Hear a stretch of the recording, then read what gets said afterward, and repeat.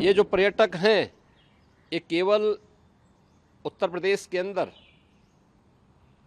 केवल पर्यटन की दृष्टि से नहीं आते, बल्कि यह उत्तर प्रदेश के अंदर रोजगार सृजन में भी इनकी एक बड़ी भूमिका है। आज काशी बाबा विश्वनाथ का पावन धाम करोड़ों पर्यटकों को अपनी ओर आकर्षित कर रहा है। अयोध्या धाम एक नए रूप में देश और दुनिया के सामने प्रस्तुत हुआ है। भारत की आध्यात्मिक और धार्मिक परंपरा से जुड़े हुए हृदय स्थल उत्तर प्रदेश आज पूरा देश ही नहीं बल्कि दुनिया को अपनी ओर पर्यटन की दृष्टि से लुभाने में सफल हुआ है। आदरणीय प्रधानमंत्री श्री नरेंद्र मोदी जी के विजनरी नेतृत्व में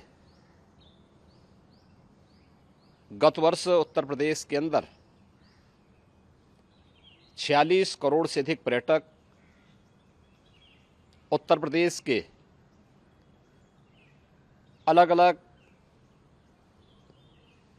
धार्मिक, आध्यात्मिक और इको टूरिज्म के या हेरिटेज टूरिज्म से जुड़े हुए साइट का भ्रमण किया है। ये जो पर्यटक हैं ये केवल उत्तर प्रदेश के अंदर केवल पर्यटन की दृष्टि से नहीं आते, बल्कि यह उत्तर प्रदेश के अंदर रोजगार सृजन में भी इनकी एक बड़ी भूमिका है। यह विरासत और विकास के एक बेहतरीन समन्वय को आगे बढ़ाने का काम भी करता है। अगर हम लोग आपको उत्तर प्रदेश के अंदर स्पिरिचुअल टूरिज्म की दृष्टि से ही देखेंगे, Ramayan circuit, Krishna circuit, Buddhist circuit, Jain circuit आदि तो हमारे पास पहले से है ही। आज काशी बाबा विश्वनाथ का पावन धाम करोड़ों पर्यटकों को अपनी ओर आकर्षित कर रहा है। अयोध्या धाम एक नए रूप में देश और दुनिया के सामने प्रस्तुत हुआ है।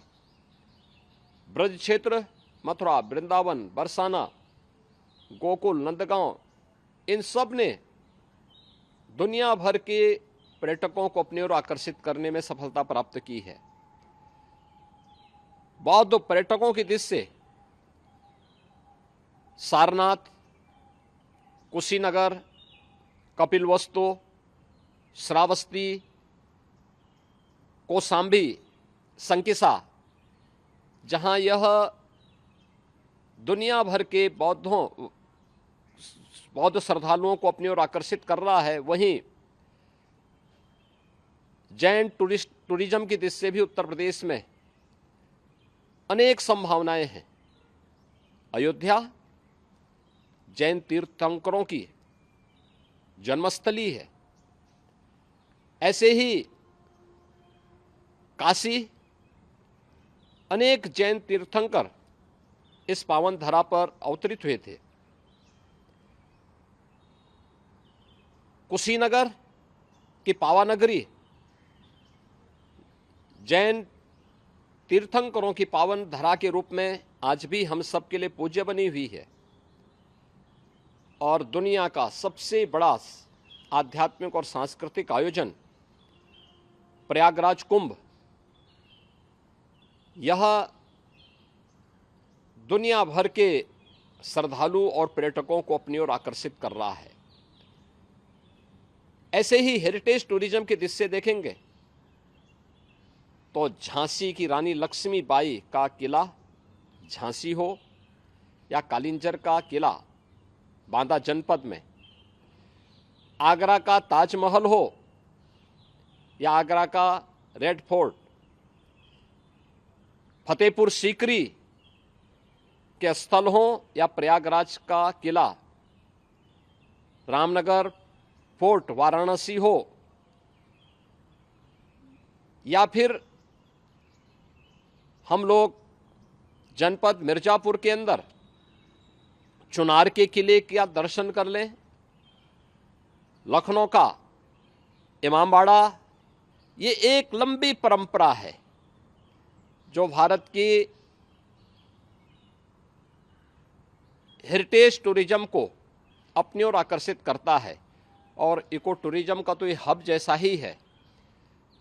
चाहे वह दुधवा हो, करतनिया घाट का क्षेत्र हो, चोका हो, हस्तिनापुर वाइल्ड लाइफ हो, या नेशनल सेंचुरी चंबल, सोनभद्र का सलखन हो, या सूर सरोवर आगरा का,